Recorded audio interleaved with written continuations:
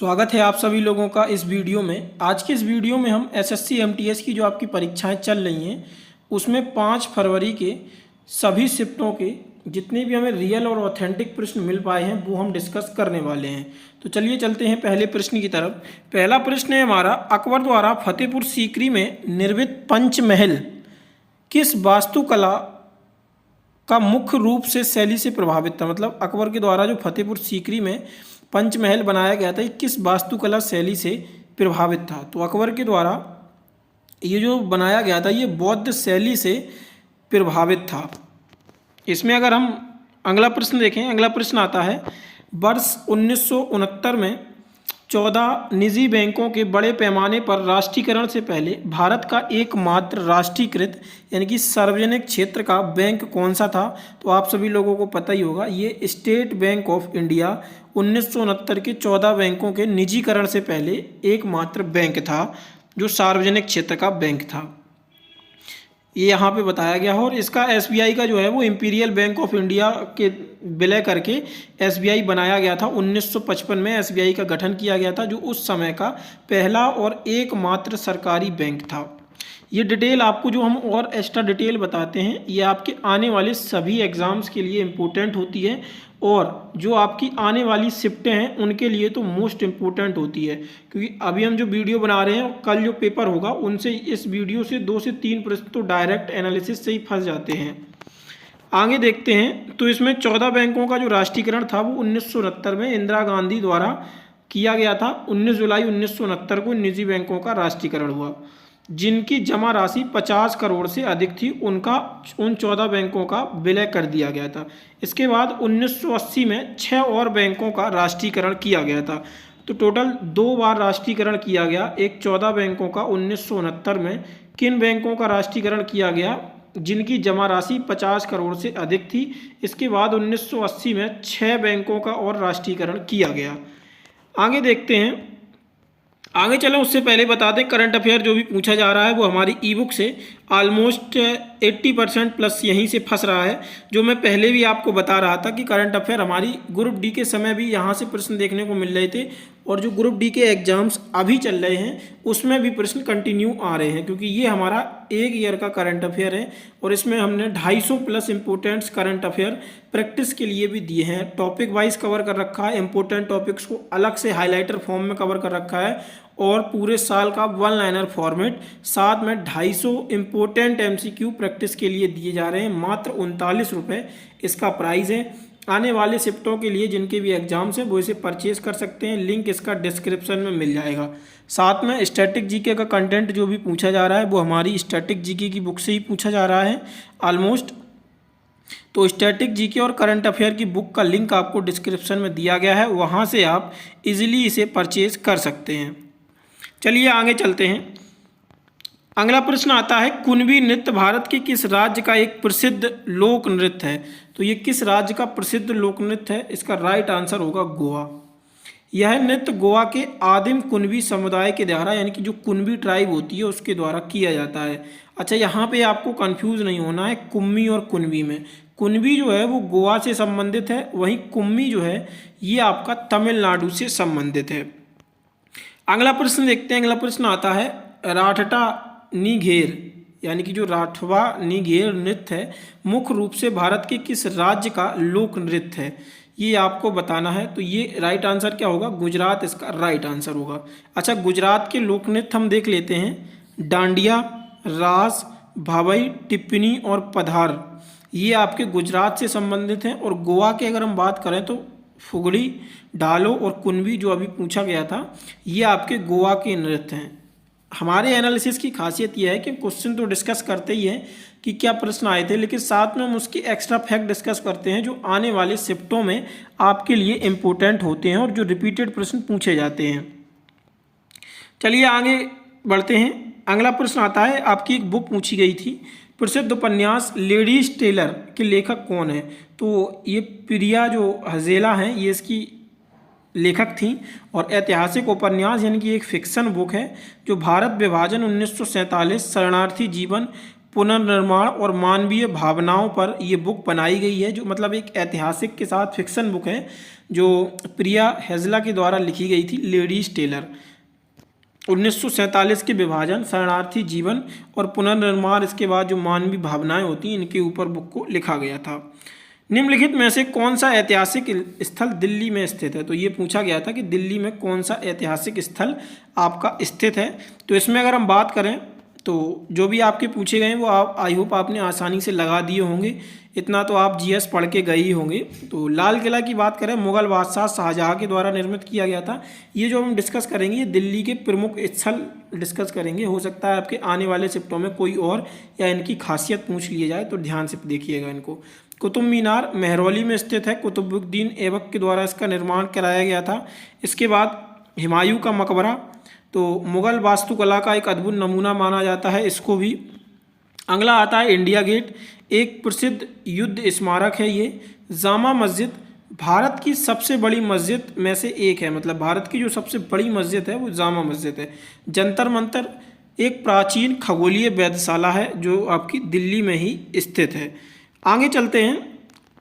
अगला है मटर का पौधा किसी पेड़ या अन्य सहारे पर किसके माध्यम से चढ़ता है?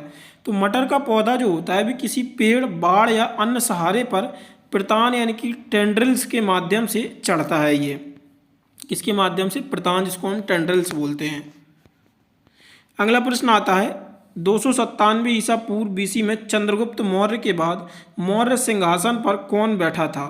तो चाणक्य, चंद्रगुप्त मौर्य 322 ईसा पूर्व, 297 ईसा पूर्व और उनके जो उत्तराधिकारी थे बिंदुसार 297 ईसा पूर्व से 273 ईसा पूर्व के शासनकाल में प्रधानमंत्री रहे थे। तो ये आपको पता होना चाहिए। अगला आता है प्रयागराज में महाकुंभ का आयोजन कितने वर्षों के अंतराल पर होता है? तो देखिए प्रयागराज में जो महाकुंभ अभी लेटेस्ट में हुआ 2025 में, तो इसका जो आयोजन है ये हर 12 वर्ष में आयोजित किया जाता है। लेकिन ये जो कुंभ हुआ था 2025 का, ये 12 वर्ष अर्थात 144 वर्ष बाद अंतराल पे जो कुंभ आया है, ये 2025 का कुंभ था, जिसको महाकुंभ विशेष रूप से महत्वपूर्ण दिया गया। महाकुंभ विशेष कहा गया इसको। इसके बाद कुंभ मेला प्रत्येक 12 वर्ष में गंगा, यमुना और सरस्वती के संगम पर, और अर्धकुंभ मेला जो लगता है प्रत्येक 6 वर्ष में ये लगाया जाता है। तो कुंभ 12 वर्ष में, अर्धकुंभ 6 वर्ष में। आगे देखते हैं अमरवेल जो यानी कि कैक्टस होता है, किनली जो ट्रिक्स होती है, जीवों के उदाहरण हैं तो परजीवी हैं। तो जो अमरवेल और किलनी चिचड़ी जो होती है, ये आपके परजीवी जीवों के उदाहरण होते हैं। DPIIT के आंकड़े के अनुसार वित्तीय वर्ष 2024-25 की पहली छमाही अप्रैल सितंबर में भारत में सबसे अधिक प्रत्यक्ष निवेश यानी कि जो फॉरेन डायरेक्ट इन्वेस्टमेंट होता है आकर्षित करने वाला राज्य कौन सा है? तो महाराष्ट्र इसमें टॉप पर रहा, जिसे प्रत्यक्ष विदेशी निवेश यानी कि फॉरेन डायरेक्ट इन्वेस्टमेंट सबसे ज़्यादा मिला। जो ऑल ओवर इंडिया में मिला उसमें से 39% हिस्सा महाराष्ट्र को मिला। महाराष्ट्र के बाद कर्नाटक दूसरे नंबर पर आता है और दिल्ली तीसरे नंबर पर। दिल्ली और कर्नाटक को ऑलमोस्ट सेम इन्वेस्टमेंट मिला, महाराष्ट्र को सबसे ज़्यादा मिला। तो तीनों स्टेट आपको दिए गए हैं, ये आप याद रखिएगा। पहले नंबर FDI पे महाराष्ट्र रहा, दूसरे पे कर्नाटक और तीसरे पे दिल्ली रहा। आगे देखते हैं वायुमंडल की सबसे निचली परत क्षोभ मंडल यानी कि जो ट्रोपोस्फीयर होती है, उसकी औसत ऊंचाई जो होती है वो कितनी होती है? तो जो ट्रोपोस्फीयर की औसत ऊंचाई होती है ये 12 से 13 किलोमीटर के बीच में होती है। आगे प्रश्न आता है प्रसिद्ध उपन्यास राइट्स ए नोवेल के लेखक कौन है? तो शशि थरूर जी ये लेखक हैं। SSC का कोई भी एग्जाम्स हो और शशि थरूर जी की पुस्तक ना आए ऐसा हो नहीं सकता है, रेयर केस में ही होगा। तो इनकी एक बहुत फेमस पुस्तक है जो इंडियन नोवेल है, महाभारत के बेस पे पॉलिटिकल बेसिस पर इसको लिखा गया है, तो वो आप लोग याद रखिएगा। इसके बाद आता है सौरमंडल के ग्रह में चमक यानी कि ब्राइटनेस के आधार पर शुक्र वीनस किस स्थान पर आता है? तो ये प्रथम स्थान पर आता है ब्राइटनेस के मामले में शुक्र, जिसको हम वीनस कहते हैं। अगला प्रश्न, जब आपका हृदय धड़कता है और रक्त को पंप करता है तो उस समय धमनियों में उत्पन्न होने वाले अधिकतम दबाव को क्या कहा जाता है। तो जब हृदय धड़कता है और रक्त को पंप करता है तो उस समय धमनियों में उत्पन्न होने वाले अधिकतम दबाव को सिस्टोलिक दबाव यानी कि सिस्टोलिक प्रेशर या सिस्टोलिक रक्तचाप कहा जाता है। यह दबाव तब होता है जब हृदय की मांसपेशियां सिकुड़ती हैं और रक्त को धमनियां पंप करती हैं। एक समान वयस्क में ये जो होता है 120 mmHg से कम होना चाहिए। ठीक है, इस स्ट्रैटेजी के बुक की बात कर रहे थे जो हमारा लेटेस्ट 2.0 वर्जन है। इससे पहले जब नेक्स्ट ईयर MTS आया था तब हमने इसको लॉन्च किया था, जो आप लोगों ने इस बुक को बहुत प्यार दिया था।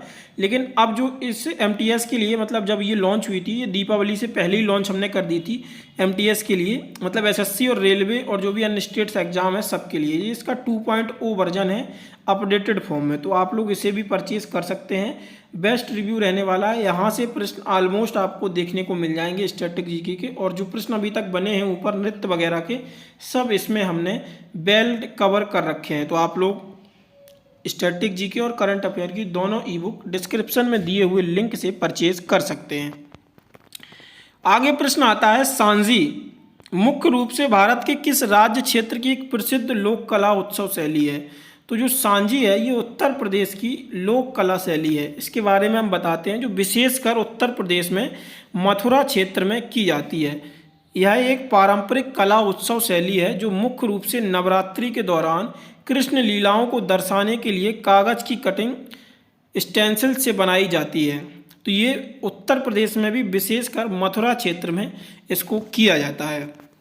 अगला प्रश्न है, वह तापमान जिस पर वायुमंडल दबाव पर कोई ठोस पिघलकर द्रव्य बन जाता है तो क्या कहलाता है। तो उसको हम गलांक यानी कि मेल्टिंग पॉइंट कहते हैं। चैलोलिथिक शब्द का प्रयोग इतिहास के किस काल को दर्शाने के लिए किया गया। तो ताम्रपाषाण काल यानी कि कॉपर एज को दर्शाने के लिए इसका प्रयोग किया गया था, चैलोलिथिक एज का। तो ये जो थे ये हमारा रिव्यू था आज का, जितने भी हमें रियल और ऑथेंटिक प्रश्न मिले हैं। बाकी आप सभी लोगों को मैंने बता ही दिया है कि आप इसे परचेज कर सकते हैं। दोनों बुक्स हैं और सामान्य विज्ञान की भी डिस्क्रिप्शन में, यानी कि ऑलमोस्ट हमारी 3 ई बुक अब तक लॉन्च हो चुकी हैं, जिसमें करंट अफेयर है, स्टैटिक जीके का हमारा लेटेस्ट 2.2 अपडेटेड वर्जन है और सामान्य ज्ञान का भी लेटेस्ट और अपडेटेड वर्जन। तीनों हमारी लेटेस्ट और अपडेटेड वर्जन पे बेस्ड ई बुक हैं। इन तीनों का लिंक आपको डिस्क्रिप्शन में मिल जाएगा। और हाँ, PDF के लिए आप लोग हमारे टेलीग्राम चैनल को ज्वाइन कर लीजिए, उसका लिंक भी आपको डिस्क्रिप्शन में दिया गया है। तो वहाँ उसे PDF आपको वीडियो के बाद दे दिया जाता है। और ये आपको मेजर ध्यानचंद खेल रत्न अवार्ड ये आपको याद रखने बहुत इंपॉर्टेंट है, क्योंकि यहाँ से प्रश्न अक्सर बनेंगे और इम्पोर्टेंट प्रश्न आपको देखने को मिलेंगे। कल भी प्रश्न बने हैं करंट अफेयर के और आज भी बने हैं। जो बाकी प्रश्न अभी नहीं मिल पाए हैं वो मिलेंगे। तो हम आपको PDF में जब टेलीग्राम पे PDF डालते हैं तो वहाँ पर हम अपडेटेड फॉर्म में आपको प्रोवाइड करा देते हैं। तो ये आपको दिए गए हैं। मेजर ध्यानचंद खेल रत्न के डी गुकेश शतरंज से संबंधित थे, हरमनप्रीत सिंह हॉकी से, श्री प्रवीण कुमार पैरा एथलेटिक्स से और सुश्री मनु भाकर जी निशानेबाजी से संबंधित हैं। इन लोगों को मेजर ध्यानचंद खेल रत्न अवार्ड दिया गया था। इसके साथ एक और इम्पोर्टेंट कैटेगरी आती है, मतलब ये हमने पूरी PDF कंपाइल करके दे रखी है, जिसमें खेल कूद के उत्कृष्ट प्रदर्शन में अर्जुन पुरस्कार टोटल 32 लोगों को दिया गया है। इसे आप PDF को 2 से 3 बार इस लिस्ट को रिवाइज करिएगा। आपको याद या रटने की ज़रूरत नहीं है, बस 3 से 4 बार आप इसको पढ़ लीजिएगा। और बाकी आप एग्ज़ाम में फिर जैसे ही नाम पढ़ेंगे तो आप उसको आसानी से सही करके आ जाएंगे। इसके बाद ये अर्जुन पुरस्कार दिए गए हैं आजीवन श्रेणी में, और नियमित श्रेणी में ये द्रोणाचार्य पुरस्कार और आजीवन श्रेणी के। इसके बाद राष्ट्रीय खेल प्रोत्साहन अवार्ड और मौलाना अबुल कलाम आज़ाद ट्रॉफी की ये अवार्ड्स दिए गए हैं। और ये रही हमारी ई बुक की लिंक।